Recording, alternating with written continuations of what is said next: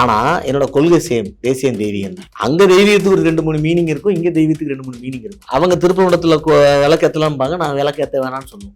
இந்த கொள்கை வித்தியாசம். அப்ப அதை டிஃபரன்ஷியேட் பண்ண வேண்டிய ஒரு கம்பல்ஷன் கட்டாயம் இருக்கு. இப்போ மைனாரிட்டி எல்லாம் விஜய் ஆதரித்து விட்டார்கள். மீதி மெஜாரிட்டி ஓபிசி அந்த ஓட்டு, அதர் பேக்வர்ட் கிளாஸஸ் ஓட்டு, இல்ல மெஜாரிட்டி ஓட்டு, இதை பொசிஷனிங் பண்ணுவாரு அப்படின்னு நம்ம எடுத்துக்கலாம். 2K கிட்ஸ் ரொம்ப ஆக்டிவா இருக்காங்க எல்லா இடத்துலயும். காக்ரோச் பார்ட்டின்னு ஒன்று வந்திருக்கு, எங்க பார்த்தாலும் ஒரு பரபரப்பு இருக்கு. அப்ப இந்த சூழல்ல இவர் யூத்து, நான் யூத் எல்லாம் வைக்கிறேன், நானும் இதே பொசிஷன்ல எடுக்கிறேன்னா இருக்கிற கட்சிகள் ரீஇன்வென்ட் பண்ணலன்னா கண்டிப்பா அங்க உள்ள லேபர் பார்ட்டி மாதிரியோ கன்சர்வேட்டிவ் பார்ட்டி மாதிரியோ ஆயிரும். அதாவது இப்பதான் விஜய் தமிழ்நாட்டு அரசியலுக்குள் வந்திருக்கிறார். அவர் ஒரு கல்ட்டு பிம்பத்தால் தான் ஆட்சியை பிடித்தார்கள் என்று விமர்சனம் வந்து கொண்டிருக்கும் போது அந்த கால முடிவுக்கு வருகிறது ஒரு புது லைன் எடுக்கிறார். எழுச்சி திரு ரஜினிகாந்த் அவர்கள் எழுச்சி மக்கள் கிட்டே இருந்து வரட்டும், அதுக்கப்புறம் நான் வரேன் அப்படின்னு சொன்னாரு. அது கேட்கும்போது நல்லா இருக்கே தவிர நடைமுறையில அது எனக்கு தெரிஞ்ச அது சாத்தியம் கிடையாது. எழுச்சி தலைமையில இருந்து தான் வரணும். அந்த மக்கள் அந்த எழுச்சியை நம்பி ஓட்டு போட்டணும். தேசிய கட்சிகள் மாநில உணர்வை புரிந்து கொள்ளவில்லை. அதை கண்டுபிடிப்பதற்கு ஒரு 6 ஆண்டு காலம் அரசியலுக்கு வந்த பிறகு தேவைப்படுமா?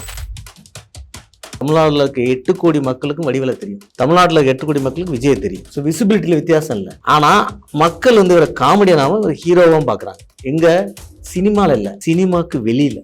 அது டேஞ்சரஸ் ப்ரொபோஷன்.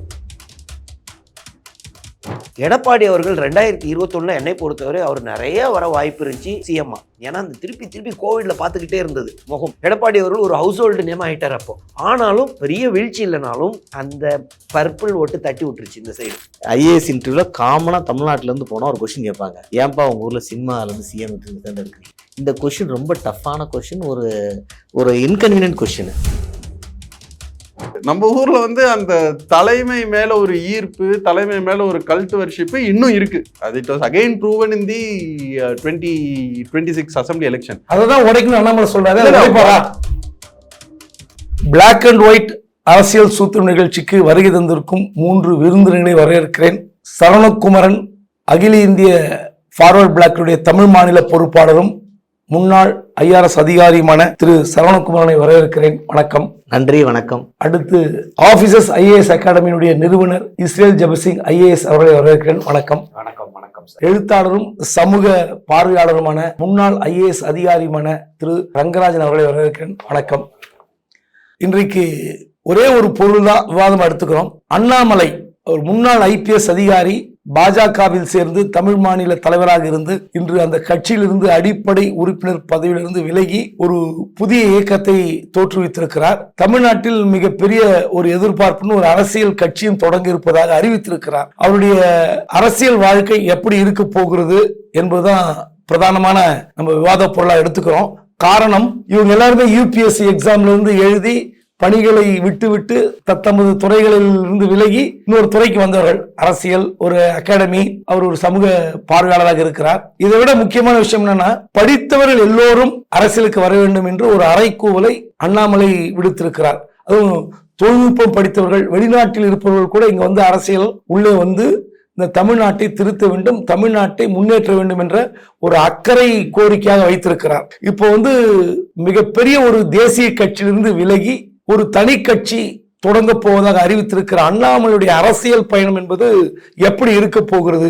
காரணம், ஒரு தனிநபர் அரசியல் கட்சி ஆரம்பித்தால் அது எப்படி பயணிக்கும் என்பது தமிழ்நாட்டில் பல உதாரணங்கள் இருக்கிறது. அப்படிப்பட்ட உதாரணத்துக்குள் அண்ணாமலை அடங்க போகிறாரா, அல்லது இளைய தலைமுறை ஜென்சி என்று அழைக்கப்படுகிற ஒரு புதிய பாதையை வகுத்து கொண்டு தமிழ்நாட்டு அரசியலை புரட்டி போட போகிறாரா என்ற பெரிய எதிர்பார்ப்பு இருக்கிறது. ஒவ்வொருடமும் அவருடைய முதல் கட்ட பார்வையாக அண்ணாமலையுடைய தனி கட்சி அல்லது தனி இயக்கம் குறித்தான பார்வை குறித்து முதலில் கேட்போம். திரு சரவணகுமரன், உங்கள் பார்வை. அதாவது அண்ணாமலை IPS அவர்கள் நாங்கள் பாஜகவில் ஒன்றா பயணிச்சிருக்கோம், நண்பரும் கூட. ஸோ அதையும் மைண்டில் வச்சுட்டு அதே நேரத்தில் ஒரு பொதுவான கருத்தாக என்னோட கருத்தை நான் பதிவு செய்கிறேன். அது இன்றைக்கி தமிழக அரசியலில் நிறைய இளைஞர்கள் வரணும்னு சொல்லும்போது இளைஞர்கள் தலைவராகவும் வரணும் அப்படிங்கிற பார்வையில் அண்ணாமலை அவர்கள் தனி கட்சி ஆரம்பித்ததை நம்ம வரவேற்கிறோம். அவர் அதில் மாபெரும் வெற்றி அடையட்டும்னு என்னோட வாழ்த்துக்களை சொல்கிறேன். எவ்வளோ காம்படிஷன் இருக்கோ ஒரு மார்க்கெட்டில், அந்த அளவுக்கு ப்ராடக்ட் நல்லாயிருக்கும், வேல்யூ நல்லாயிருக்கும். ஸோ அரசியல்லையும் காம்படிஷன் அதிகமாகும் போது அதிகமான வேல்யூ ப்ரொபோர்ஷன் கன்சியூமருக்குன்னா மக்களுக்கு கிடைக்க வாய்ப்பு இருக்குது. ஸோ அந்த வழியிலையுமே அதை நம்ம ஆதரிக்கிறோம். இப்போ தனி கட்சிகள்னு சொல்லும் பொழுது இப்போ சீமான் அவர்கள் ஒரு கட்சி நடத்துகிறாரு. அவர் வந்து தமிழ் தேசியம் அப்படிங்கிற ஒரு கொள்கையில் ஒரு கட்சி பண்ணிட்டு இருக்காரு. இது தவிர வந்து நீங்கள் அவர் பாட்டாளி மக்கள் கட்சி ஆரம்பித்த ராமதாஸ் அவர்கள் ஒரு சமூகம் சார்ந்த அப்புறம் அந்த சமூகம் சார்ந்த பிரச்சனைகள் சம்பந்தமாக அந்த கட்சியை கொண்டு வந்திருக்காரு. கிருஷ்ணசாமி அவர்கள் அவர் ஒரு சமூகம் சார்ந்த ஒரு கட்சி வைக்கிறாரு. இந்த மாதிரி சில தலைவர்கள் தனி நபர்களாக இப்போ விஜய் அவர்கள் வந்து கட்சி ஆரம்பிச்சாருன்னா ஒரு சினிமா பாப்புலாரிட்டி இருந்தனால ஒரு 5 கொள்கைகளை அவர் எடுத்து வச்சிருக்காரு. இப்போ இதில் அண்ணாமலை அவர்களுடைய கட்சி எதை நோக்கி பயணிக்க போகிறது, எந்த கொள்கையை நோக்கி அவர் பயணிக்க போறார்? ஏன்னா இது வரைக்கும் அவர் வந்து பாஜக இருந்தபோது பாஜக நமக்கு எல்லாரும் தெரிஞ்சதுதான் ஒரு ஹிந்துத்துவா ஓரியன்டேஷன் இருக்க பார்ட்டி. ஆனா இப்ப அவருக்கு கொடுத்திருக்க ஸ்டேட்மெண்ட்லாம் பார்க்கும்போது ஹிந்துத்துவாவை விட்டு செக்குலருங்கிற வார்த்தையை பயன்படுத்தி இருக்காரு. அதிகமாக கவர்னன்ஸ் ஓரியன்டேஷனா பார்த்துட்டு இருக்கேன். இப்ப நான் தனிப்பட்ட முறையில் நான் தேசியம் தெய்வீகங்கிற ஒரு கொள்கை கோட்பாடை நம்புறவன். என்னை பொறுத்தவரை கொள்கை ரொம்ப முக்கியம். கவர்னன்ஸ்ல குட் கவர்னன்ஸ் பேட் கவர்னன்ஸ்ங்கிறது ஆளை பொறுத்தும் டீம் பொறுத்தும் மாறும். இந்த கொள்கை தான் ரொம்ப முக்கியம். கொள்கைங்கிறது நீங்க எங்க ரோடு போடுறதுன்னு முடிவு பண்றது, அந்த ரோடு ஒழுங்கா போட்டாங்களாங்கிறது தான் கவர்னன்ஸ். ஸோ இந்த பார்வையில் அவர் வந்து இதுவரைக்கும் அவர் வந்து எனக்கு தெரிஞ்சு ஒரு கிளாரிட்டியான கவர்னன்ஸ். ஓகே, எல்லாருமே நம்ம நல்ல கவர்னன்ஸ் வரணும்னு ஆசைப்படுறோம். கொள்கை விஷயத்துல அந்த அவர் தேசிய தெய்வீகத்தில் இருக்க போறாரா இல்ல வேற ஏதாவது செக்குலரிசம் இந்த கான்செப்டுக்குள்ள போறாரா? இந்த கட்சி தொடங்குவதற்கு முன்பாக அவர் ஒரு இயக்கத்துக்கான ஒரு பாதையை வந்து சொல்லியிருக்காரு. என்னன்னா, நான் வந்து எல்லா கட்சியும் ஒரே மாதிரி தான் பார்ப்பேன், இன்க்ளூடிங் பாஜக. அப்படி அந்த வரிசைப்படுத்தும் போது பாஜக கடைசியாக தான் வச்சார். எங்க நீங்க சொன்னீங்க டாக்டர் கிருஷ்ணசாமி கட்சிக்கு பின்னாடி தான் வச்சார். ஸோ அதனால அவர் இந்த 6 ஆண்டு காலத்தில் சில பக்குவப்பட்டு ஒரு மனநிலைக்கு வந்த பிறகு பாஜகவும் எனக்கு வந்து ஒரே மாதிரியான கட்சி, அதுல இந்துத்துவாக்கு வந்து நீங்க பொருத்தாதீங்கன்னு சொல்லாமல அப்படின்னு சொல்றீங்கன்னா, பாஜக கொள்கை இருக்கவங்க எல்லாம் பக்குவம் இல்லாதவங்க 6 ஆண்டுல பக்குவமாயி பாஜக கொள்கையை வெளியே வந்துட்டாருன்னு சொல்லிட்டு அப்படி இல்ல. தமிழ்நாட்டுக்கு என்ன பக்குவம் வேண்டுமோ அந்த பக்குவத்தை இந்த 6 ஆண்டுகளில் அண்ணாமலை பெற்றிருப்பார்னு நம்ப கூடாதா? தமிழ்நாட்டுக்கு ஒரு பக்குவம், இந்தியாவுக்கு ஒரு பக்குவம் இருக்கா? தமிழ்நாட்டுல ஊடுருவ முடியல. பாஜக அதற்கான பிரயத்தனங்களை அவங்க செய்யட்டும், நான் இல்லைன்னு சொல்லல. ஆனா நீங்க பாஜகல நீங்க இருந்து வந்ததுனால நீங்க ஒரு இயக்கம் ஆரம்பிக்கும் போது நான் அந்த கொள்கையை ஏன் நான் பண்ணேன், இன்னைக்கு இந்த கொள்கையிலிருந்து நான் ஏன் மாறுறேன் அப்படிங்கிற ஒரு விளக்கம் அண்ணாமலையில இருந்து கண்டிப்பா வரணும். ஏன்னா அப்பதான் அந்த கொள்கையில் வித்தியாசம் தான் நமக்கு தெளிவா தெரிஞ்சாதான். இப்ப எங்களை மாரி நண்பர்கள்லாம் பார்ப்போம், ஏன் நீங்க அந்த கொள்கை இப்ப பாஜக தான் வெளியே ஃபார்வர்ட் பிளாக் ஜாயின் பண்ணிட்டேன், ஆனா என்னோட கொள்கை சேம் தேசியம் தெய்வீகம் தான். அங்க தெய்வீகத்துக்கு ஒரு 2-3 மீனிங் இருக்கும், இங்க தெய்வீகத்துக்கு 2-3 மீனிங் இருக்கும். அவங்க திருப்பூரத்துல விளக்கேற்றலாம்பாங்க, நான் விளக்கேற்ற வேணான்னு சொல்லுவோம். இந்த கொள்கை வித்தியாசம். அப்ப அதை டிஃபரன்ஷியேட் பண்ண வேண்டிய ஒரு கம்பல்ஷன் கட்டாயம் இருக்கு. ரெண்டாவது, அவர் கொள்கை இல்லாமல் இந்த மூவ்மெண்ட் நடத்த போறேன், குட் கவர்னன்ஸ் தான்னா அது ஒரு பெரிய இன்ட்ரெஸ்டிங் எபிசோடா இருக்காதுங்கிறது என்னோட பார்வையா இருக்கு. என்ன பண்றாரு பொறுத்து வந்து பார்ப்போம். சார், இஸ்ரேல் ஜெபசிங் அதாவது சரவணகுமார் சொல்றாரு, கட்சிக்கு முன்னாடி அந்த கொள்கை தான் முன்னாடி பிரதானமாக தெரியணும், அப்படிப்பட்ட கொள்கையை வந்து அண்ணாமலை அறிவிக்கவில்லைங்கிறாரு. தமிழ்நாட்டில் அவர் என்ன மாதிரியான பாதையை வந்து வகுக்க போகிறார் நமக்கு தெரியல. அவர் என்ன சொல்றாருன்னா, நான் ஒரு Abdul Kalam academic for ethics இந்த பாலிடிக்ஸ் ஒரு சென்டர் வச்சிருக்கேன், அதுல பயிற்சி பெற்ற பிறகுதான் தொண்டர்கள் நிர்வாகிகள் வைத்துக்கொண்டு புதிய அரசியல் பாதையை தொடங்க போகிறேங்கிறாரு. கொள்கை அறிவித்து விட்டுதான் கட்சி தொடங்கணுமா, அல்லது அண்ணாமலை தன்னுடைய தொண்டர்களுக்கு பயிற்சி அளித்து விட்டு அப்புறம் கொள்கை அறிவிக்கலாமா? எப்படி பாக்குறீங்க? நண்பர் சரவணகுமார் வந்து அந்த செக்யூலரிசம் இருந்துச்சா இல்லைன்னா இந்துத்துவாவா அந்த கிளாரிட்டி இல்லை அப்படின்னு சொன்னாரு. என்னை பொறுத்தவரை இப்போதுக்கு அண்ணாமலை கரெக்டான டைரக்ஷனில் போய்கிட்டு இருக்காரு. ஏன்னா அவர் இன்னும் கட்சி ஆரம்பிக்கல, அவர் வந்து ஒரு மூவ்மெண்ட்ல இருக்காரு. ஸோ அந்த மூவ்மெண்ட்ல செக்யூலரிசம்ன்ற வார்த்தை இருக்குது, அப்துல் கலாம்ன்ற வார்த்தை இருக்கு. சாதாரணமாக பாரதிய ஜனதா கட்சியை பொறுத்தவரை அப்துல் கலாம் அந்த இஸ்லாமிய இது இல்லாமல் இருக்கும். அப்போ ஓரளவு கிளாரிட்டி இருக்கு. ஸோ இன்னும் கட்சி ஆரம்பிக்கும் போது தான் நமக்கு கொள்கை இப்போ எந்த டைரக்ஷன்ல, ஸோ அதை பேஸ் பண்ணி தான் அவர் 2031 இல்லை 36 எப்படி பொசிஷன் பண்ணிக்கிறாருன்றது ரொம்ப ரொம்ப முக்கியம். ஆனால் இன்னைக்கு அவருடைய ஸ்டார்ட் பார்த்தீங்கன்னா இன்னும் கட்சி அல்ல, இளைஞர்களை ஒன்று திரட்டுவேன், அவங்களுக்கு ஸ்கில் இருக்கணும், அப்துல் கலாம்னு ஒரு அகாடமி வைப்பேன் அப்படின்னும் போது அது கரெக்டான ஸ்டார்ட் அப்படின்னு தோணுது. ஆனால் அரசியல் பிரவேசத்துக்கு முன்னாடி நண்பர் சொல்கிற மாதிரி, ஏன்னா அப்போ தான் எல்லாருக்கும் தெரியும், இப்போ மைனாரிட்டிஸ் ஒரு மேஜர் சங்க் ஓட்டு இருக்கு, ஒவ்வொரு சங்குக்கும் தெரியும் இப்போ நம்ம இவரை சப்போர்ட் பண்ணலாமா வேணாமான்னு. என்னை பொறுத்தவரை அவருடைய பொசிஷனிங் வந்துட்டு ஏறக்குறைய ஒரு டிரெவிடியன் ஃபிலாசபியில் தான் பொசிஷன் பண்ணுவார்ன்றது என்னுடைய உள்ளுணர்வு.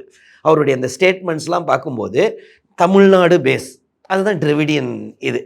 இப்போ தேசிய கட்சிகள்லாம் புரிஞ்சிக்கவே இல்லை அப்படின்றாரு, செக்யூலரிசம்னு பயன்படுத்துறாரு. ஸோ இந்த வார்த்தைகள்லாம் பண்ணும்போது இங்கே திராவிடம் தான். ஏன்னா அவர் பாரதிய ஜனதா கட்சியை போகிற 3% 4% இருந்த 3% இருக்க ஓட்டை ஏற்கனவே 11% போச்சு. அந்த நம்பரில் டிஃப்ரென்ஸ் இருக்கலாம், ஆனால் 11 கிட்ட போச்சு. ஸோ அந்த அண்ணாமலைன்ற ஃபேக்டர் அவ்வளோ ஸ்ட்ரெச் பண்ணும்போது அவர் டிராவிடியன் ஃபிலாசபியில் கரெக்டாக உட்காந்தா டிவிகேக்கும் மற்ற திமுக அதிமுகவுக்கும் ஒரு மிகப்பெரிய சேலஞ்சாக இருக்கும்ன்றது என்னுடைய வியூ. சார், அரசியல் கட்சி அது அண்ணாமலை புதிதாக வந்தவர் அப்படி அல்ல. ஒரு தேசிய கட்சிக்கு சேர்ந்த பிறகு இப்போது தனி கட்சி காணப்போகிற அண்ணாமலை அதற்கு முன் அனுபவம் இல்லாதவர் அல்ல. ஒரு பிஎஸ்ஜி காலேஜில் படித்தவர், ஐஐஎம் லக்னோவில் படித்தவர். ஸோ அதன் பிறகு ஒரு 8 ஆண்டு காலம் கர்நாடகாவில் ஐபிஎஸ் ஆக பணியாற்றியவர். தேசிய கட்சிகள் மாநில உணர்வை புரிந்து கொள்ளவில்லை, அதை கண்டுபிடிப்பதற்கு ஒரு 6 ஆண்டு காலம் அரசியலுக்கு வந்த பிறகு தேவைப்படுமா?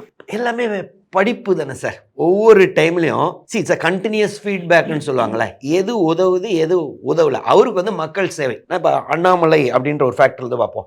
நம்ம மக்களுக்கு சேவை பண்ணலான்னு இருக்கோம், ஐபிஎஸ் எல்லாம் விட்டுட்டு வந்துட்டோம். இன்னைக்கு பாஜகன்றது மக்கள் ஏற்றுக்க மாட்டேங்கிறாங்க. தமிழ்நாட்டை பொறுத்தவரை ஒரு தனி இது, தமிழன் என்று ஒரு இடம் உண்டு, தனி அவருக்கு ஒரு குணம் உண்டு தான் உண்மை. அதை உணர்ந்துட்டாரு. அதை உணர்றதுக்கு ஒரு 6 வருடம். இப்போ நண்பரும் பார்த்தீங்கன்னா அதே பாரதிய ஜனதா கட்சியில் இருந்தார், அதே தேசியம் தெய்வீகம் தான் இப்பயும் சொல்றாரு. ஸோ எங்க தெய்வீகத்துல வித்தியாசம் இருக்கு. இங்க இருந்து இங்க வைக்கிற மாதிரி இதை மாத்துறாரு. அது ஒரு டிபேட் வைப்போம், அன்னைக்கு நான் வித்தியாசப்பட்டு சொல்றேன். 6 வருடம் உணர்ந்த பிறகு ஒரு முடிவு வந்திருக்காருன்னு எடுத்துக்கலாம். திரு ரங்கராஜன் சார், அண்ணாமலையுடைய அரசியல் பயணம் நீங்க ஒரு 6 ஆண்டு காலம் பார்த்திருக்கீங்க. திரும்ப அதுல இருந்து விலகி ஒரு புதிய இயக்கம், புதிய அரசியல் கட்சி தொடங்க போவதாக அறிவித்திருக்கிறார். அவருடைய பாதை எப்படி இருக்கும், அவருக்கு அரசியல் எதிர்காலம் எப்படி இருக்கும்னு பாக்குறீங்க? ஸோ இந்த நிகழ்ச்சிக்கு என்ன அழைச்சதுக்கு ரொம்ப நன்றி முதல்ல. ஸோ இது நான் திரு அண்ணாமலை இதை சொல்லும்போது அவரோட பேச்சு, இப்போ இந்த இயக்கத்தை தொடங்கின பேச்செல்லாம் இருக்கும்போது எனக்கு பராக் ஒபாமா அவரோட கடைசி ஃபேர்வெல் ஸ்பீச் கொடுக்குறாரு. அந்த ஸ்பீச்சில் அவர் I am going to take up the most important office in a democracy அப்படின்ட்டு ஒரு பாஸ் விடுறாரு. நான் அதை லைவாக பார்த்துட்டு இருக்கேன். நான் இவர் 8 வருஷம் பிரசிடெண்ட்டாக இருந்தார் யூஎஸ்க்கு. I'm going to take up the most important office in a democracy. இப்போ ஃபேர்வெல் ஸ்பீச்சில் சொல்கிறாருன்னா ஒரு பாஸ் விட்டு தட் ஆஃப் அ சிட்டிசன் அப்படின்னாரு. ஸோ ஒரு ஜனநாயகத்தில் சிட்டிசன் தான் ரொம்ப பவர்ஃபுல்லான ஆஃபீஸுன்றது பேசும்போது கேட்கும்போது புத்துணர்ச்சியாக இருக்குது. ஸோ இப்போ இந்த மாற்றுவோம் அப்படின்ற எண்ணம் கூட it is a very very Nobel appeal. நம்ம மாறணும், சிட்டிசன் கிட்ட தான் ஜனநாயகத்தில் உரிமை இருக்குது, ஸோ சிட்டிசன்ஸ் நம்ம இதை கையில் எடுத்துக்கணும் அப்படின்ற ஒரு உணர்ச்சி பூர்வமான பேச்சாக இருந்தாலும் ரியாலிட்டியில் பார்த்தீங்கன்னா I think ultimately in a democracy people want leaders. I think நம்ம மாறலாம், நம்ம எல்லாரும் சேர்ந்து பயணிக்கலாம், இது எல்லாத்தையும் நம்ம சரி பண்ணலாம் அப்படின்றதோட ஒரு தேர்தல் அரசியலில் எனக்கு ஓட்டு போடுங்க, நான் எல்லாத்தையும் மாற்றி காட்டுறேன். மோர் இம்பார்ட்டன்ட்லி எனக்கு ஓட்டு போடுங்க, ஏன்னா இதுக்கு முன்னாடி இருந்தவன் எதையுமே சரியா பண்ணல. That is the narrative. I am sure அவர் இப்போ ஒரு இயக்கமாக தான் ஆரம்பிச்சிருக்காரு. When it comes to political party அந்த மாதிரி ஸ்டாண்ட் அவர் இஸ் அ ஸ்மார்ட் பர்சன், அது அவர் எடுப்பாருன்னு நான் நினைக்கிறேன். பட் ஆனால் எழுச்சி திரு ரஜினிகாந்த் அவர்கள் எழுச்சி மக்கள்கிட்டேருந்து வரட்டும், அதுக்கப்புறம் நான் வரேன் அப்படின்னு சொன்னார். அது கேட்கும்போது நல்லா இருக்கே தவிர நடைமுறையில் அது எனக்கு தெரிஞ்ச அது சாத்தியம் கிடையாது. எழுச்சி தலைமையிலேருந்து தான் வரணும். அந்த மக்கள் அந்த எழுச்சியை நம்பி ஓட்டு போட்டுடணும். இதுதான் நடக்கிறது. And Tamil Nadu has been a very leader driven politics. இப்போ பாஜக கட்சியே யூபியில், ராஜஸ்தானில், மத்திய பிரதேஷில் முதலமைச்சர் வேட்பாளர்லாம் அறிவிக்காம தேர்தலை சந்திக்கிறாங்க. பெரிய வெற்றி பெற்றுட்டு அதுக்கப்புறம் 10 நாள் எடுத்துக்கிறாங்க. இப்போ கேரளாவில் யார் முதலமைச்சர் வேட்பாளர்ன்ட்டு அறிவிக்காம காங்கிரஸால் ஜெயிக்க முடிஞ்சது. தமிழ்நாட்டில் I think it is impossible to do that. So they are no all set and done ஒரு டெமிகாட் ஸ்டேட்டஸில் வர்ஷிப்பிங் கல்ச்சர் தான் நம்ம தமிழ்நாட்டில் இன்னும் இருக்குது. இப்போ தேர்ந்தெடுக்கப்பட்ட முதல்வரும் அந்த மாதிரி ஒரு கல்ட் வர்ஷிப்பில் வந்தவர் தான். அதை மாற்றணும்ன்ட்டு திரு அண்ணாமலை அவரோட ஸ்டேட்மெண்ட்டில் சொல்லியிருக்காரு. நான் சொன்ன மாதிரி தான், citizen is the most powerful office in டெமோக்ரஸின்ற ஒரு எண்ணம் இருக்கும்பொழுது நிச்சயமாக மக்கள்லாம் மாறி அது எல்லாம் பிரைமரி லெவலில், அதாவது யூஎஸ் யூகே மாதிரி கேண்டிடேட்டை கூட மக்கள் தான் தேர்ந்தெடுக்கணும், தலைமையிலேருந்து பண்ண முடியாது. இதெல்லாம் கேட்கறதுக்கு நல்லா இருக்கு.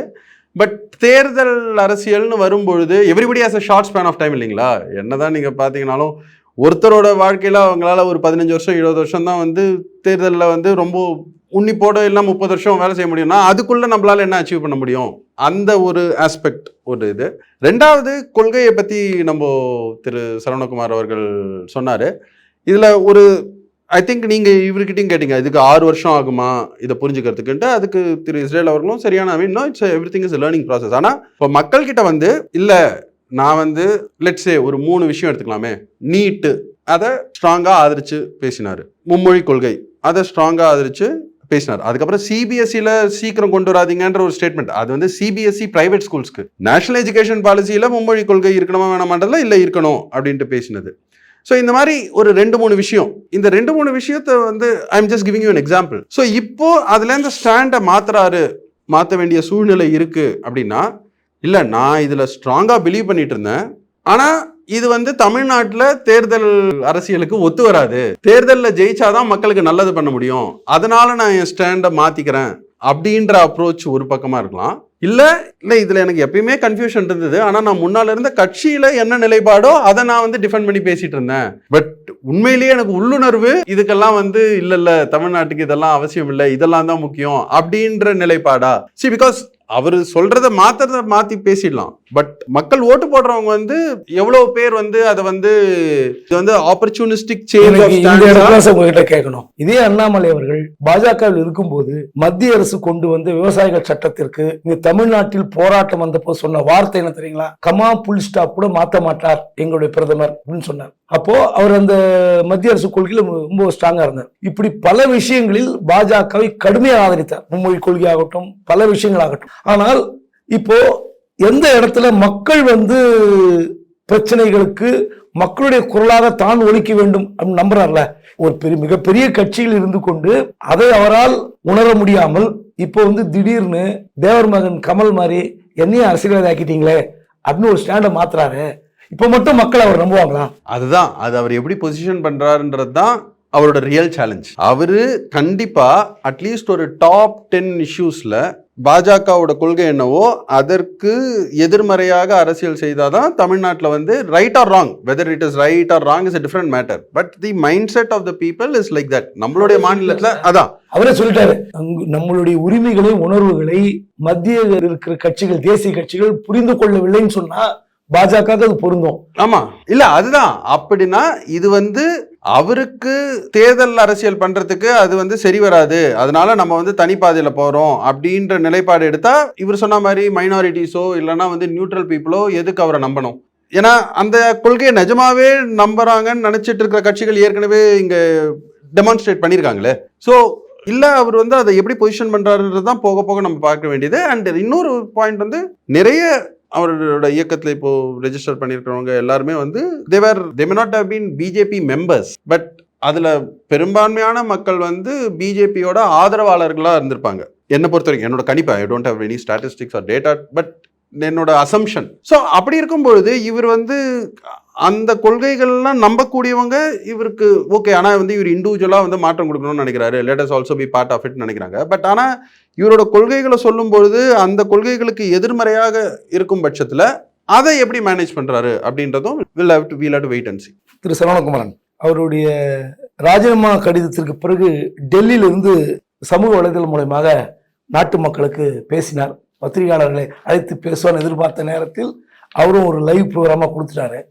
அப்போ வந்து ஒரு விஷயம் சொல்றாரு, இந்த கல்ட்டு பிம்பத்தை உடைக்கணும், தனி மனித வழிபாடை வந்து உடைக்கணும், ஒரே ஒருவர் தான் ஆளுமை மிக்கவர், அப்படிப்பட்ட அரசியல் உருவாக்கக்கூடாது, எல்லோரும் தலைவராக வர வேண்டும், ஒரே தலைவர், ஒரே நிரந்தர எம்எல்ஏ, நிரந்தர எம்பி, நிரந்தர அமைச்சர் அப்படின்ற கலாச்சாரத்தை உடைக்கணும்னு சொன்னவர் திரும்ப நேற்று இரவு வந்து லிங்க்டன்ல ஒரு மெசேஜ் போட்டிருக்காரு. பல ஆண்டுகளாக தமிழ்நாட்டில் சில பெரிய ஆளுமைகளே சுற்றி இயங்கி கொண்டிருந்தார்கள், அவர்களெல்லாம் வந்தார்கள், ஆட்சி செய்தார்கள், சென்றார்கள், ஆனால் அந்த காலம் முடிவுக்கு வருகிறதுங்கிறார். அதாவது இப்பதான் விஜய் வந்து தமிழ்நாட்டு அரசியலுக்குள் வந்திருக்கிறார், அவர் ஒரு கல்ட்டு பிம்பத்தால் தான் ஆட்சி பிடித்தார்கள் என்று விமர்சனம் வந்து கொண்டிருக்கும் போது அந்த காலம் முடிவுக்கு வருகிறதுன்னு ஒரு புது லைன் எடுக்கிறார். எப்படி பாக்குறீங்க? அதில் ஒரு சின்ன கான்ட்ரடிக்ஷன், அவர் தான் அதை அண்ணாமலை அவர்கள் தான் அதை கிளாரிஃபை பண்ணணும்.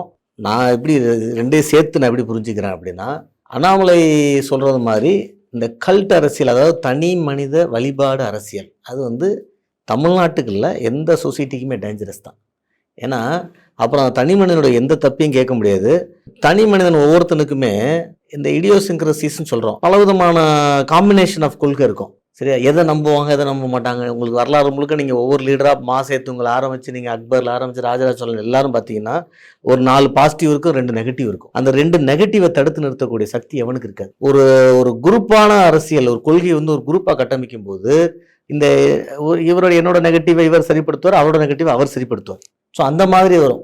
அதுலேயும் தனி மனித வழிபாடுல ஒரு சினிமால இருந்து ஒரு கதாநாயகன் அப்படிங்கிற பிம்பத்தினாலே, இப்போ சினிமா பாப்புலாரிட்டிக்கும் கதாநாயகன் பிம்பத்துக்கு வித்தியாசம் இருக்கு. சினிமா பாப்புலாரிட்டினா விஜய் பண்ண விஷயத்த வடிவேலால பண்ண முடியுமா? வடிவேலும் விஜய்க்கும் பாப்புலாரிட்டியில் ஏதாவது வித்தியாசம் இருக்கா? விசிபிலிட்டியில் 2 பேருக்கு ஈக்குவல். தமிழ்நாட்டில் இருக்க 8 கோடி மக்களுக்கும் வடிவேலை தெரியும், தமிழ்நாட்டில் இருக்க 8 கோடி மக்களுக்கு விஜய் தெரியும். ஸோ விசிபிலிட்டியில் வித்தியாசம் இல்லை. ஆனால் மக்கள் வந்து இவரை காமெடியனாகவும் ஒரு ஹீரோவாகவும் பார்க்குறாங்க. எங்க? சினிமாவில் இல்லை, சினிமாவுக்கு வெளியில். அது டேஞ்சரஸ் ப்ரொபோஷன். இன்னொன்று வில்ல, யாராவது வில்லன் பிரகாஷ்ராஜ் வச்சுக்கோங்க. பிரகாஷ்ராஜுக்கு விசிபிலிட்டி ஜாஸ்தி, இதே விசிபிலிட்டி இருக்கும். ஆனால் பிரகாஷ்ராஜும் கட்சி ஆரம்பிச்சு ஜெயிக்க முடியாது. அப்போ விசிபிலிட்டியை தாண்டி மக்கள் வந்து சினிமாவில் ஹீரோவாக இருக்கவர் நேராகவும் பண்ணுவாருன்னு நம்பி ஓட்டு போடுறாங்க. இது எம்ஜிஆர் நடந்துச்சு, இப்போ விஜய் அவர்கள் நடந்திருக்கு. எம்ஜிஆர் ரொம்ப நல்ல மனிதராக இருந்திருக்காரு, அதனால எந்த பாதிப்பும் இல்லை. விஜய் எப்படின்னு எனக்கு தெரில, நல்ல மனிதராக இருப்பா நம்புகிறோம், அதனால தமிழ்நாட்டுக்கு பாதிப்பு வராது. ஆனால் இந்த ட்ரெண்டு கண்டினியூ ஆச்சுன்னா, சினிமாவில் இருந்து தான் தமிழ்நாட்டுக்கு சிஎம் வரணும்னு இருந்துச்சுன்னா, அது என்னைக்கா ஒரு நாள் ஒரு தவறான மனிதர் வந்து உட்காந்தாருன்னா அன்னைக்கு மிகப்பெரிய பாதிப்பில் ஏற்படுத்தும். ஏன்னா இவரை ஸ்டடியே பண்ணலையே மக்கள், ஒரு ஃபில்டரே ஆகலை. ஸோ இந்த தனிநபர்களோட இப்போ அவருக்கு 3 பேர்த்துக்கு தெரியும், எங்களுக்கு அண்ணாமலைக்குமே தெரியும். ஐஏஎஸ் இன்டர்வியூவில் காமனாக தமிழ்நாட்டிலேருந்து போனால் ஒரு கொஸ்டின் கேட்பாங்க, ஏன்பா உங்கள் ஊரில் சினிமாவிலேருந்து சிஎம் தேர்ந்தெடுக்கிறீங்க? இந்த கொஸ்டின் ரொம்ப டஃப்பான கொஸ்டின், ஒரு இன்கன்வீனியன்ட் கொஸ்டின். நீங்கள் சப்போர்ட்டும் பண்ண முடியாது. ஆமாம் சார் சொன்னீங்க, அண்ணாமலை என்ன பதில் சொல்லியிருப்பாரு? எல்லாருமே ஸ்கிரிப்டட் பதில் தான் வச்சுருந்துருப்போம். அது என்ன சொல்லுவோம்னா, நாங்கள் வந்து சங்க இலக்கியத்திலேயே இந்த வீரர்களுக்கு வந்து இந்த வீரக்கல் நடுதல், கல் நடுதல்னு சொல்லி நாங்கள் வீரனை சாமியா கும்பிட்ற பழக்கம். மற்ற இடத்துல வீரனுக்கு மரியாதை கொடுப்பாங்க, 21 குண்டு அடித்து மரியாதை கொடுப்பாங்க. ஆனால் கல் ஊண்டி மாலை போட்டு சாமி கும்பிட்ற பழக்கம், பலி கொடுக்குற பழக்கம்லாம் கிடையாது. ஸோ தமிழர்கள் வந்து வீரத்தை வழிபட்டாங்க, ஒரு ஹீரோயிசத்துக்கு வழிபட்டாங்க.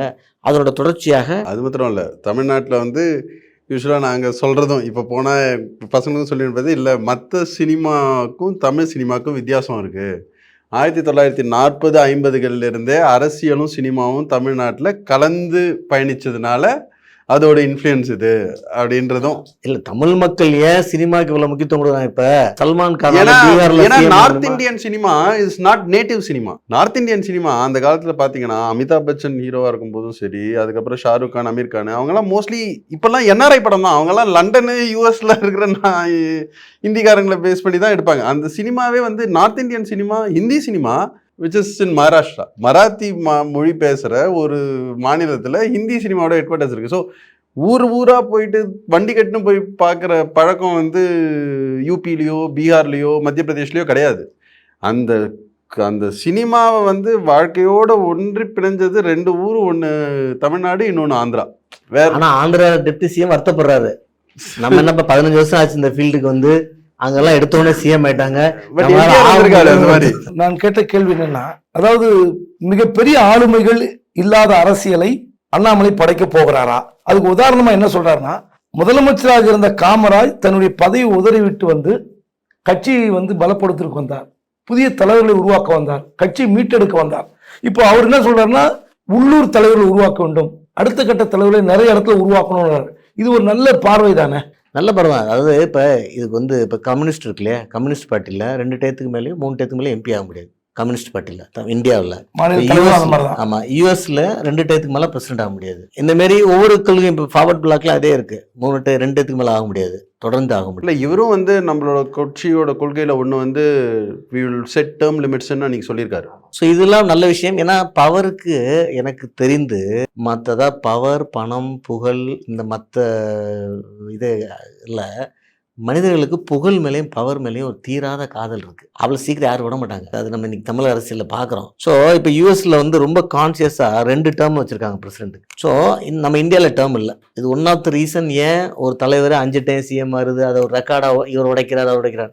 தேவையில்லை. 3 டயத்துக்கு மேலே யாருக்குமே இருக்கக்கூடாதுன்னு நான் சொல்கிறேன். 2 டைமோ 3 டைமோ ஃபிக்ஸ் பண்ணுறீங்களா? சிஎம்ஓ, பிஎம்ஓ, எம்பியோ, எம்எல்ஏவோ அந்த 10 வருஷத்தில் பண்ண முடியாத அவர் என்ன 25 வருஷத்தில் பண்ண போகிறார்? 2வது, அரசியலை வந்து ஒரு கேரியர் மாரி பார்க்குற விஷயம் தப்பு. அதாவது இதில் வந்து நான் ப்ரொமோஷன் ஆகிறேன், ஜெயிச்சிட்டேன், இது வந்து மக்களுக்கான அரசியல் தானே நீங்கள் பண்ண ஆசைப்படுறீங்க. இதில் என்னத்தை ஜெயிக்கிறீங்க? இந்த விஷயங்கள்லாம் நல்ல விஷயம். ஸோ இதெல்லாம் ஆளுமை ஆகாமல், ஆளுமைனா நான் தனி மனித ஆளுமை வழிபாடுக்குள்ளே போகக்கூடாதுன்னு சொல்கிறேனே தவிர, ஆனால் ஆளுமை இல்லாமல் எப்படி ஒரு ஹைரார்கி இல்லாமல் எப்படி ஒரு ஆர்கனைசேஷன் இயங்கும்? நீங்கள் ஒரு ஆஃபீஸில் வந்து எல்லாரும் ஈக்குவல் சார். இப்போ நீங்கள் ஃபாரினில் போனீங்கன்னா யாராக இருந்தாலும் மிஸ்டர் குபேந்திரன் நீங்கள் பிரசிடண்டாக இருப்பீங்க, நான் பியூனாக இருப்பேன், மிஸ்டர் குபேந்திரன் சொல்லுவேன். ஏன்னா தமிழ்நாட்டில் சாத்தியமா? இந்தியாவில் சாத்தியம் இல்லை. அதுக்காக கொண்டு வந்தாங்க எல்லாம் ஈக்குவல் அப்படின்ட்டு. ஆனால் ஹைரார்கிங்கிறது இன்னைக்கு இருக்கிற காம்ப்ளெக்ஸ் சொசைட்டியில் கண்டிப்பாக உண்டு, அரசியல் கட்சியிலையும் உண்டு. ஏன்னா அதுலேயும் வந்து ஒரு எப்படி சொல்கிறது, அண்ணாமலை எப்படி செயல்படுத்துவாரோ எனக்கு தெரில. இப்போ பெரிய கட்சிகள் பிஜேபியாக இருக்கட்டும், காங்கிரஸாக இருக்கட்டும், அந்த ஹைரார்கி வந்து ரொம்ப ஸ்ட்ரிக்ட்டு, ரொம்ப ரிஜிடு. இல்லை, நீங்கள் கல்ட்டு பிம்பத்தை உடைக்கணும்னு விஜயை டார்கெட் பண்ணுறார். நிரந்தர அமைச்சர், நிரந்தர எம்பி, நிரந்தர எம்எல்ஏ, இப்படி 2 திராவிட கட்சிகளை உடைக்கிறார். இது தமிழ்நாட்டு மக்கள் மத்தியில் ஒரு ஊடுருவாதா? இது வந்து வரவேற்பாங்களே? அதான் இது கண்டிப்பாக வரவேற்கத்தக்க விஷயம். அதில் ஒன்றும் இல்லை. இப்போ விஜய் அவர் ஃபோக்கஸ் பண்ணுறாரு நமக்கு புரியுது. டைனஸ்டி பாலிடிக்ஸில் திமுக ஃபோக்கஸ் பண்ணுறாருன்னு தெரியுது. அதிமுக டைனஸ்டி பாலிடிக்ஸ் வருமானு தெரில. அதெல்லாம் நல்ல விஷயம் தான். நிரந்தர எம்பி அங்கே இருக்குல்ல, குடும்பத்துக்குள்ளே இருக்குது. அந்த குடும்பத்துக்குள்ளே இருக்கிறது அதுவுமே தப்புன்னு தான் நம்ம சொல்கிறோம். ஒரு குடும்பத்துக்குள்ளேயே இருக்கிறது தப்பு, ஒரு ஆள்கிட்டே இருக்கிறது தப்பு. இந்த டைவர்சிஃபிகேஷன் ஆஃப் பாலிடிக்ஸ் வேணுங்கிறதுல ஒன்றும் மாற்றுக்கிறது இல்லை. ஆனால் இதெல்லாம் இந்த கவர்னன்ஸ் இஷ்யூ வச்சு ஒரு அரசியல் மூவ்மெண்ட் என்ன தெரியுமா? டைம் இந்தியன் நேஷனல் காங்கிரஸ் 50 வருஷம் மூவ்மெண்ட். ஸோ மூவ்மெண்ட்டுக்குமே இப்போ நண்பர் இஸ்ரேல் சொன்னாரு, மூவ்மெண்ட்டுக்கு பிலாசபி தேவையில்லை, ஐடியாலஜி தேவை, பார்ட்டி வந்தால் போதுன்னாரு. அப்படி கிடையாது. மூவ்மெண்ட்ல என்ன ஐடியாலஜி இருக்கோ அதை ஜெயிச்சதுக்கு அப்புறம், இல்லை ஜெயிக்கிறதுக்கு ரொம்ப க்ளோஸா எலெக்ஷன் நிற்க வேண்டிய கட்டாயம் வரும்பொழுது அந்த ஐடியாலஜியை எலெக்ஷன் ரூல்ஸ் தக்கபடி மாத்திக்கிறதா பார்ட்டி. பார்ட்டிங்கிறது ஹைரார்கி தான் வரும். மூவ்மெண்ட்ல ஹைரார்கி கிடையாது, தலைவர் டீம்.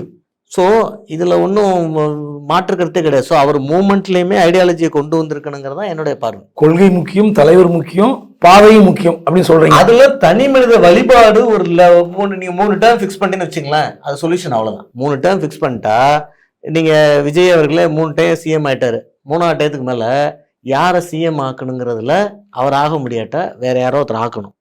அவருக்கு தாவேக்கா மகிழ்ச்சிக்காக சொல்றேன். உடனே 3 டைம் ஆக போறாலும் அர்த்தம் கிடையாது. அப்படி இருந்தா 3ஆவது டைம் அவர் வேற ஒருத்தர் வர வேண்டிய கட்டாயம் வந்துருதா? அது அவர் குடும்பத்துல இருந்து வரக்கூடாது. திரு இஸ்ரேல் ஜெபசிங் கிட்ட ஒரு முக்கியமான கேள்வி இருக்கணும். சரவணகுமாரன் ஐஆர்எஸ் அவர் என்ன சொல்றாருன்னா, கட்சி வந்து ஒரு மூவ்மெண்ட் ஒன்று, ஏதோ ஒரு ஸ்பார்க் வேணுங்கிறார். அதாவது நான் ஒரு நண்பர்கிட்ட பேசினேன், அண்ணாமலை கட்சி ஆரம்பித்தது குறித்து என்ன சொல்ல வரீங்கன்னு. அவர் மேற்கு மண்டலத்துக்காரர். அதாவது சொன்னாரு, தமிழ்நாட்டில் எந்த ஒரு மோசமான சம்பவம் அல்ல மோசடி சம்பவம் தொடங்கணும்னா மேற்கு மண்டலம் தான் ஸ்டார்ட் பண்ணுவாங்க. ஈமு கோழி திட்டம், இந்த ஃபைனான்ஸ் திட்டம், எம்எல்எம் திட்டம், இப்படி ஒன்று பண்ணுவாங்க. அப்படி ஒரு இயக்கமாக இது இருக்கக்கூடாது அப்படின்னு சொன்னார். அவர் நெகட்டிவாக சொல்லி பாசிட்டிவாக சொன்னார். அண்ணாமலை எங்க ஊருக்கார தான். எல்லாமே ஏமாந்து போற மக்கள், மேற்கு மண்டல மக்கள் நிறைய திட்டங்களை வந்துடுவாங்க. ஆடு வளர்ப்பு திட்டம், இல்லை ஈமு கோழி இதுவா பண்ணி மாட்டிக்கிட்டு அப்புறம் கோர்ட்டு கேஸ் நடைவாங்க. அப்படி இவர் இன்னைக்கு நேற்று ஒரு லிங்க்டின்ல ஒரு ஸ்டேட்மெண்ட் விடுறார். மக்களை கவர்வதற்காக, ஒரு கவர்ச்சிக்காக சொல்றார், என்னை ஒரு சாதாரண மனிதனாக பாருங்கள். அண்ணாமலை வார்த்தை. உங்கள் பக்கத்து வீட்டுக்காரராக பாருங்கள். தண்ணீர் குழாய் உடைந்து பிரச்சனை வந்தால் அதற்கு உதவ வருகிறவனாக என்னை பாருங்கள். கேமராக்கள் வந்த பிறகு வாகன அணிவகுப்புடன் வருகிற நபர் அல்ல அப்படிங்கிறார். இது வந்து ரொம்ப ஒரு பவர்ஃபுல் பாலிடிக்ஸ் ஸ்டேட்மெண்ட் இது. அதாவது எம்ஜிஆர் படத்துல அந்த காலத்துல எங்கேயோ ஒரு இடத்துல அடிப்பட்ட ஒரு லேடியை காப்பாத்து வருவா தெரியுங்களா, அந்த மாதிரி ஒரு காட்சி அமைப்பாக நான் பார்க்கிறேன். உண்மையிலே அண்ணாமலை நீங்க ஒரு வரவேற்கன்னு சொன்னீங்க, அவர் கொள்கை இருந்தாலும் பரவாயில்ல, ஒரு புதிய பாதை வகுக்க போகிறாரு. எப்படி மக்கள் இதை ஏற்பார்கள்?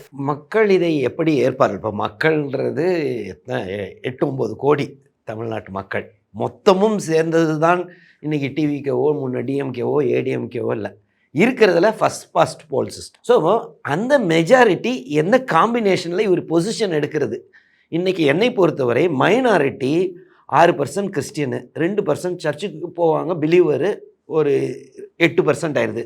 முஸ்லிம்ஸு ஒரு 6%, 14%. இந்த 14% ஒரு ஒரு இது இப்போ நம்ம அமெரிக்காவில் பார்த்தீங்கன்னா பர்பிள் கான்ஸ்டிடுவன்சின்னு ஒன்று இருக்கும், இன்னொன்று ரெட்டு ப்ளூ எப்பயுமே ரெட்டு தான். கலிஃபோர்னியா என்றைக்குமே ப்ளூ தான். இந்த மாதிரி இங்கே அலஸ்கா எப்பயுமே ரெட்டு. அப்போது இந்த ஷிஃப்ட் ஆகிறது தான் டிசைட் பண்ண போகுது. இன்றைக்கி நம்ம தமிழ்நாட்டை பொறுத்தவரை ஷிஃப்ட் ஆகுது. ஜெயலலிதா அம்மையார் இருந்த வரைக்கும், கலைஞர் இருந்த வரைக்கும் மைனாரிட்டி 60-40, 40-60 மாறிக்கும். ட்ரெண்டுக்கு, ஜென்ரல் ட்ரெண்டு. ஆனால் மத்தியில் 2014 மோடி அவர்கள் வந்துடுறாரு. அப்போ இங்கே மைனாரிட்டிஸ் கொஞ்சம் த்ரெட்டண்டாக ஃபீல் பண்ணுறாங்க. அப்போ ரிவர்ஸ் கன்சால்டேஷன் ஆகுது. அப்போது 19, 21, 24 3 எலெக்ஷன் நடக்குது. அந்த 3 எலெக்ஷன்லையுமே பார்த்தீங்கன்னா, ஏன்னா ஜெயலலிதா அம்மையார் 16 வரைக்கும் இருக்கிறாங்க, கலைஞரும் இருக்கிறார். அப்புறம் சொல்கிறேன் நான் தான், 3மே திமுகவுக்கு ஷிஃப்ட் ஆகுது. மெஜாரிட்டி ஆஃப் மைனாரிட்டி 100% ஓட்டு போடுறாங்கன்னா மீன்ஸ் எவ்வளோ போடுறாங்களோ அதில் ஒரு 80 போயிருது.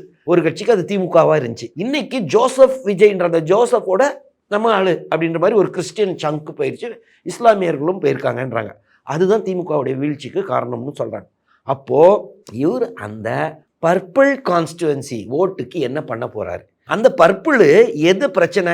எல்லாருமே என்ன சொல்கிறது, அவர் பழைய இது இருக்கே, பழைய அந்த பேகேஜ். நீங்களும் சொன்னீங்க பாஜகவுக்கு இருந்தப்போ ஒரு இது ஸ்டாண்ட் இல்லைங்க, நல்ல பேக் தான். அது நல்ல பேக்கா கெட்ட பேக்கான்னு அந்த 14% எப்படி பார்க்க போறாங்கன்றது. அப்போ அவரும் அதை யோசிச்சுட்டு தானே வந்திருக்கணும். இப்ப நமக்கே தெரியும் போது அவர் ஒரு ஐபிஎஸ் விட்டுட்டு 6 வருடம் எல்லா இடத்துலையும் இப்படி நான் ஒரே ஒரு கேள்வி கேட்டுக்கிறேன். அண்ணாமலை அவர்கள் 21 இருக்காரு, 24 லட்சம் இருக்காரு. மைனாரிட்டி கான்ஃபரன்ஸ்க்கு அண்ணாமலை அவர்கள் என்ன பண்ணாரு? அதை தான் அங்க ஒன்றும் பண்ண முடியலன்னு இல்லை. நான் என்ன சொல்றேன்னா, அவர் என்ன பண்ண போறாருன்னு எனக்கும் தெரியாதுங்க.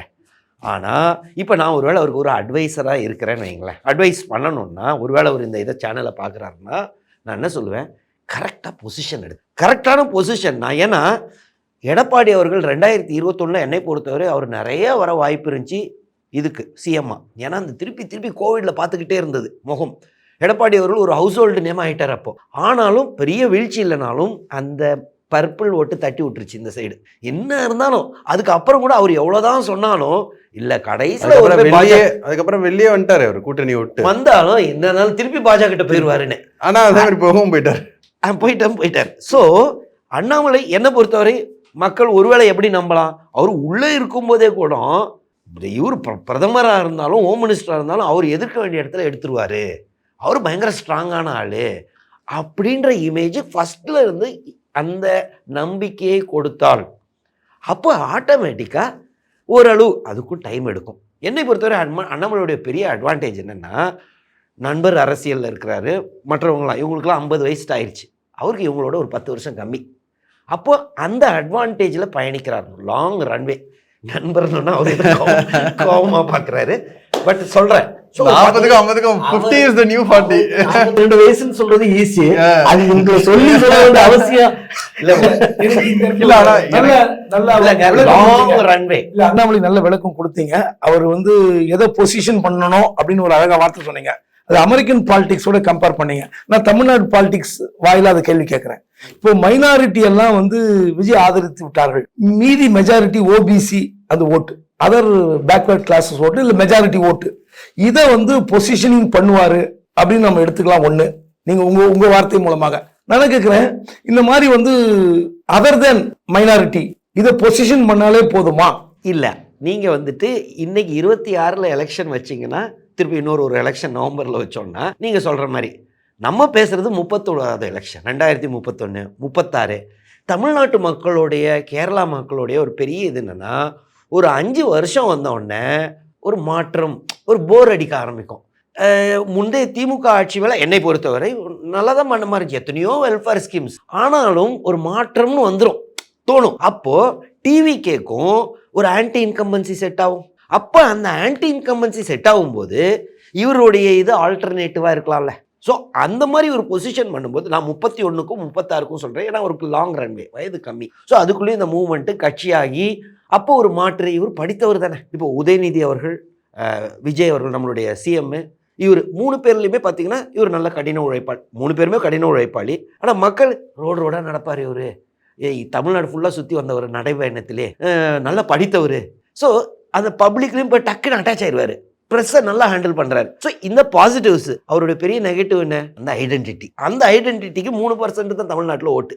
ஸோ அதிலிருந்து எவ்வளோ தூரம் அவரை வேறுபடுத்தி காமிக்கிறார், நான் இல்லைன்னு அவர் ப்ரூவ் பண்ணுறது தான் அவருடைய சக்ஸஸ். ப்ரூவ் பண்ணிட்டாருன்னா மிகப்பெரிய ஒரு ஆல்டர்னேட்டிவ் ஃபோர்ஸாக இருப்பார்ன்றது என்னுடைய. சார், லிங்க்டனுடைய ஸ்டேட்மெண்ட்லேருந்து உங்களுக்கு திரும்ப நான் கேட்குறேன், நான் ஒரு மீட்பர் இல்லை. இது ஒரு சினிமா பஞ்ச் மாதிரி தான் இருக்குது. நான் ஒரு பெரிய, நீங்களே நினைக்கிற மாதிரி மீட்பர் இல்லை, எல்லோரும் சேர்ந்து தான் அந்த அரசியலை மாற்ற போகிறோம்னு சொல்கிறாரு.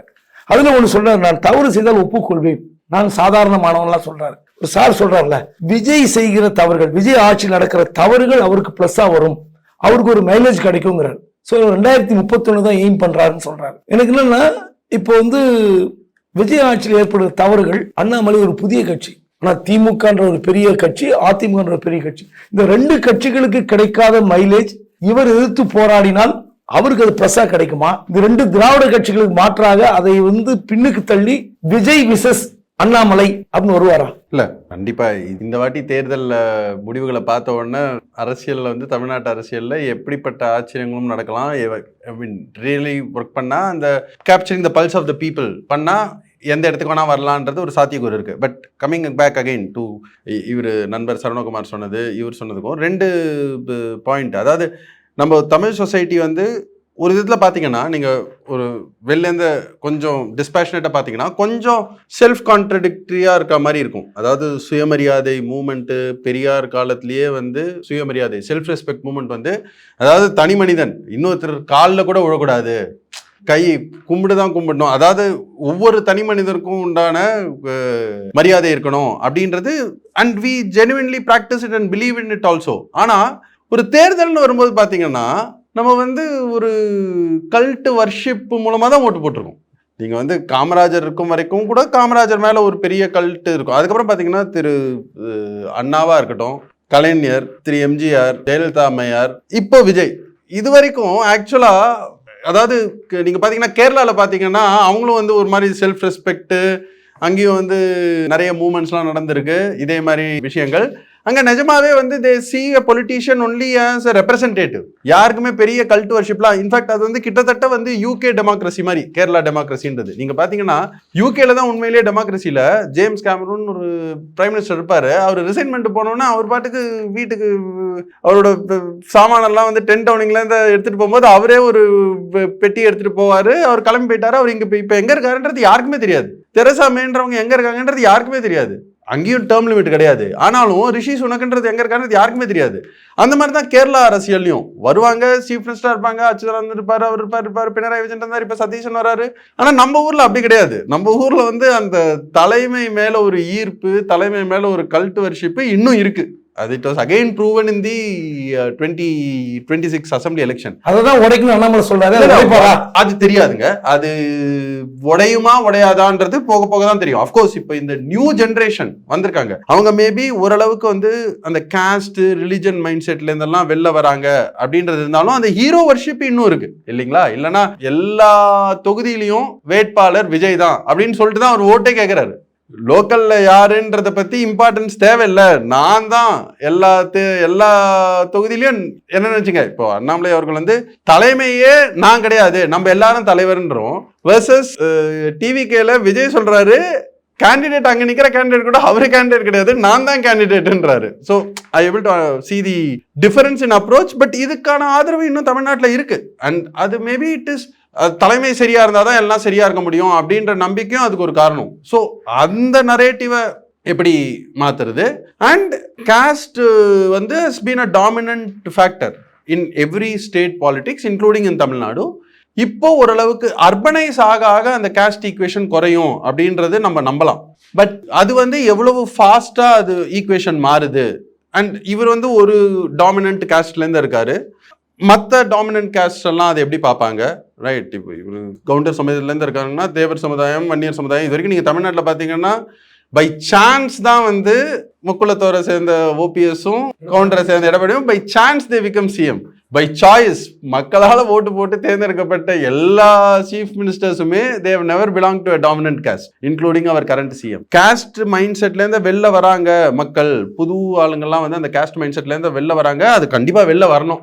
ஒரு மனுஷனா பார்த்து ஒரு லீடர்ஷிப்புக்கு கரெக்டான ஆளா, இது வந்து நம்மளுக்கு செட் ஆகுமா அப்படின்ற எண்ணம் வரணும். அதுதான் உண்மையான வளர்ச்சி. அதை நோக்கி நம்ம பயணிக்கணுன்றது தான் எல்லாரோட விருப்பமும். பட் அது வந்து இது one of difference from the ட்ரெண்டா, இல்லைன்னா இது ஜென்யூனா கண்டினியூ ஆகுதா அப்படின்ற இடத்துல தான் சார் இஸ்ரேல் ஜெப்சிங் சொன்னார்ல, அவருக்கு ஒரு புது ரூட், இவங்க செய்யற தவறுகளால் இவருக்கு ஒரு வாய்ப்பு கிடைக்கணும். 2 பெரிய திராவிட கட்சிகள், அது கட்டமைப்புல உங்களுக்கு தெரியும், திமுக அதிமுக ரொம்ப வலிமையான கட்சிகள். அதுக்கு பதில் சொல்லலாமா சார்? வலிமையான கட்சிகள் நீங்க சொல்லலாம். இப்போ 2 வலிமையான கட்சிகள் மத்தியில ஒரு புதிய கட்சி எப்படி வரும்? அதுதான் என்னோட கேள்வி. பொசிஷனிங் சார் கரெக்டான. இப்போ யாருமே நம்ம வந்து என்ன யோசிப்போம், யூகே இவரு யூகேன்னு சொன்னாலும் சொல்கிறேன். யூகேல வந்து கன்சர்வேட்டிவ் பார்ட்டி ஒரு சைடு, லேபர் பார்ட்டி இன்னொரு சைடு. இன்னைக்கு கன்சர்வேட்டிவ் பார்ட்டி பிளேஸை ரிஃபார்ம் யூகேன்னு ஒருத்தர் வந்து ஓட்டெல்லாம் எடுத்துட்டா இனிமேல் வரப்போற எலெக்ஷன் வச்சா நிகல் ஃபராஜேவா அவர் தான் வரப்போறாருன்றாங்க. லேபர் பார்ட்டி கிரீன் பார்ட்டின்னு ஒரு ஓட்டு எடுக்கிறாங்க. அந்த எந்த இடத்துல இப்ப விஜய் அவர்கள் திராவிட கொள்கை இப்ப நம்ம சிஎம் கரெக்டா அங்க பொசிஷன் பண்ணிக்கிட்டாரு. ஸோ திராவிடம் அதே சமயத்துல நான் இந்த அரசை கொடுப்பேன்ற மாதிரி இவர் வராரு. அதே பொசிஷன்ல அண்ணாமலையும் வந்தா மேபி இவங்க 2 பேரும் ப்ரொவைடட் இவங்க 2 பேரும் இப்ப திமுக அதிமுக இருக்காங்க, அவங்களும் இந்த ரீஇன்வென்ட் பண்ணி, ஏன்னா இன்னைக்கு 2K கிட்ஸ் ரொம்ப ஆக்டிவாக இருக்காங்க எல்லா இடத்துலையும். காக்ரோச் பார்ட்டின்னு ஒன்று வந்திருக்கு, எங்கே பார்த்தாலும் ஒரு பரபரப்பு இருக்குது. அப்போ இந்த சூழலில் இவர் யூத்து, நான் வந்து யூத்தெல்லாம் வைக்கிறேன், நானும் இதே பொசிஷனில் எடுக்கிறேன்னாருன்னா இருக்கிற கட்சிகள் ரீஇன்வென்ட் பண்ணலன்னா கண்டிப்பாக அங்கே உள்ள லேபர் பார்ட்டி மாதிரியோ கன்சர்வேட்டிவ் பார்ட்டி மாதிரியோ ஆயிரும். இன்றைக்கும் லேபர் பார்ட்டி தான் இப்போ இருக்காரு, ஆனால் கன்சர்வேட்டிவ் பார்ட்டி பாருங்கள் ஒன்றுமே இல்லையே. லேபர் பார்ட்டியும் இந்த ரீசெண்டாக இருந்த லோக்கல் பாடி எலெக்ஷனில் க்ரீன் பார்ட்டி அவங்க ஓட்டெல்லாம் எடுத்துட்டாங்க.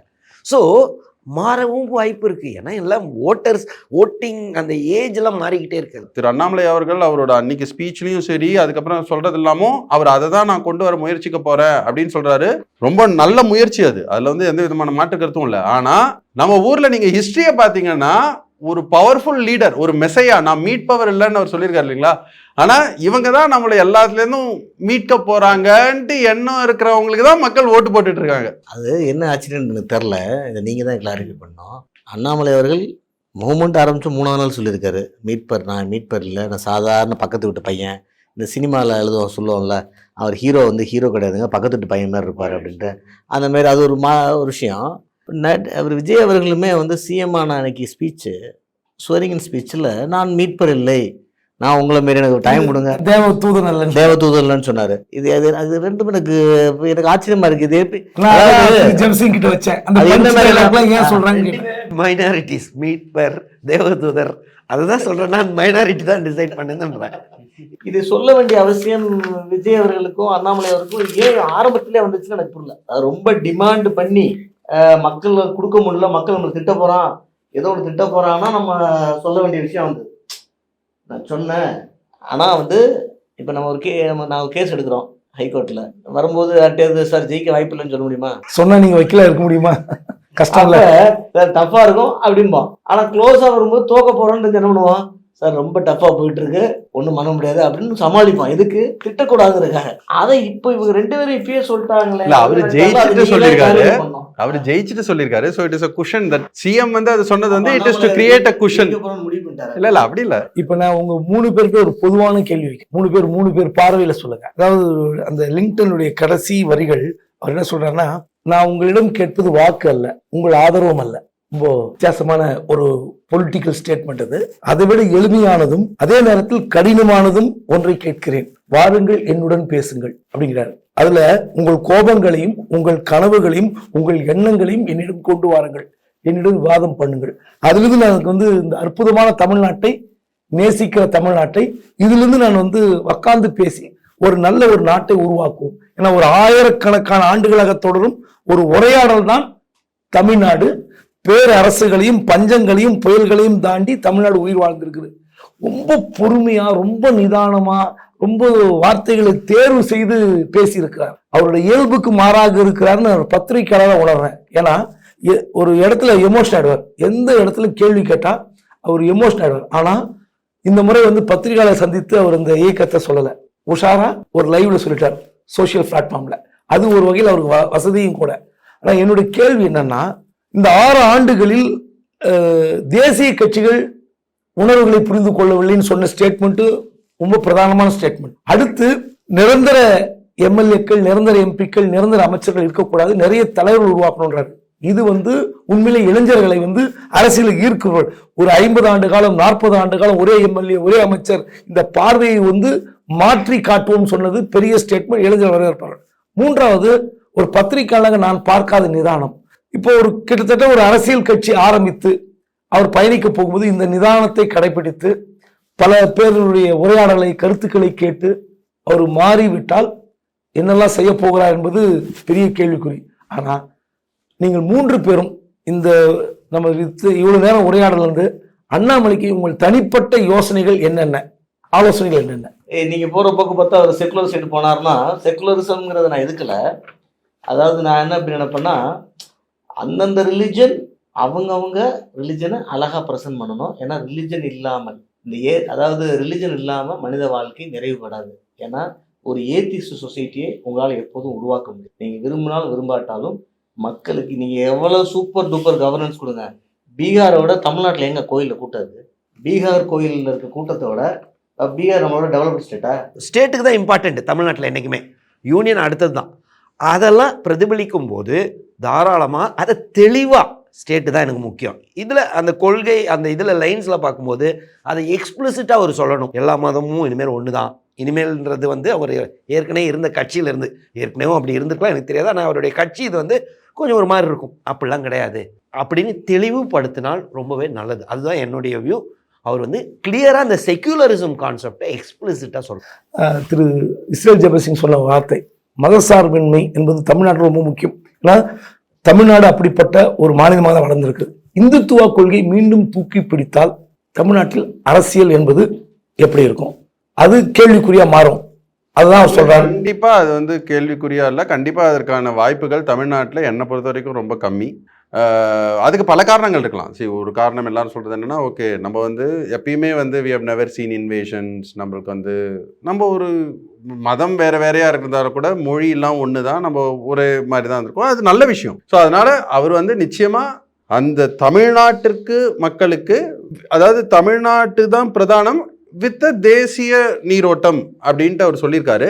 அதை எப்படி பொசிஷன் பண்ண போறாரு? அது வந்து தமிழ்நாடு தான் பிரதானம், ஆனால் தேசிய நீரோட்டம்ன்றது வந்து ஓகே, இது வந்து சரகேட்டா வந்து திருப்பி நார்த்தில் இருக்கக்கூடிய இல்லை சென்டரில் இருக்கக்கூடிய பாலிசிஸை கொண்டு வரதுக்கான ஒரு பேக் சேனலா அப்படின்ற எண்ணம் வராமல், நிச்சயமாக இது வந்து உண்மையாக நம்ப வைக்கிற ஏற்பாடுகளையும் முனைப்புகளையும் அவர் எடுக்கணும்.